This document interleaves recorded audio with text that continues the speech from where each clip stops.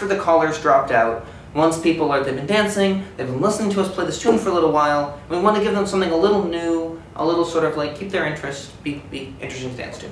Okay. Can we go over what we're doing again? Strong, Jeff, and then I go do. Okay, and then we do and then harmony, and then strong. Okay. It's important to have nicknames for everything.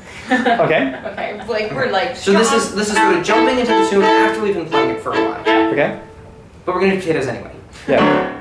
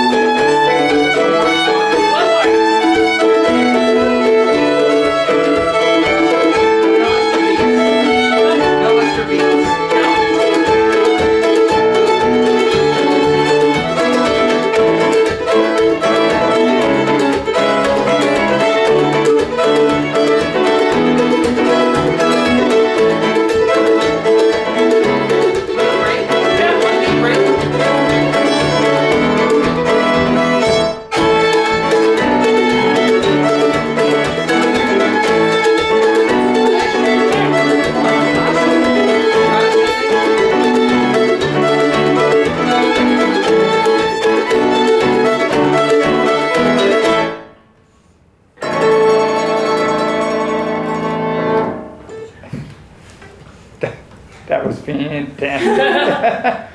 So there were a few weird things we did there. So Cool things, you mean? Yeah. So one of the things we did was like you saw, we were playing way up. We brought it down when I was doing like.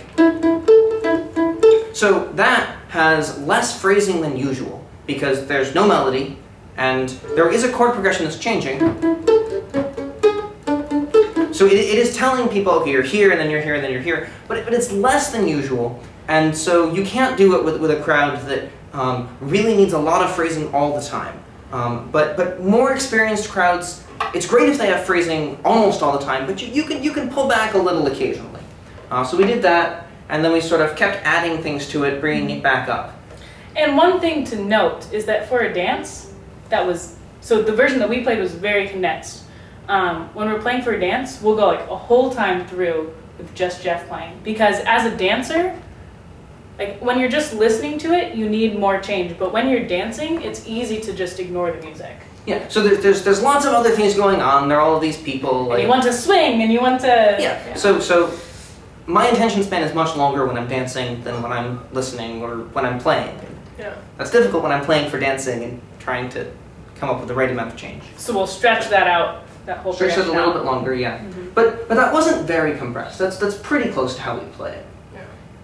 That might have been like, we might play it half again longer overall to go through all of those steps.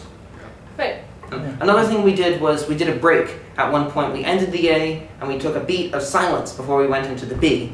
And that's the sort of thing you do, like if the B began with like a balance and swing, or any sort of balance, taking a break and then balance, it's really fun as a dancer to like hear that and then everyone in the hall balances together and hits that downbeat at the beginning of the B part together. So we like to help with that. Oh, We help the dancers. It's more just a signal like, okay everyone, hit the ground really hard now.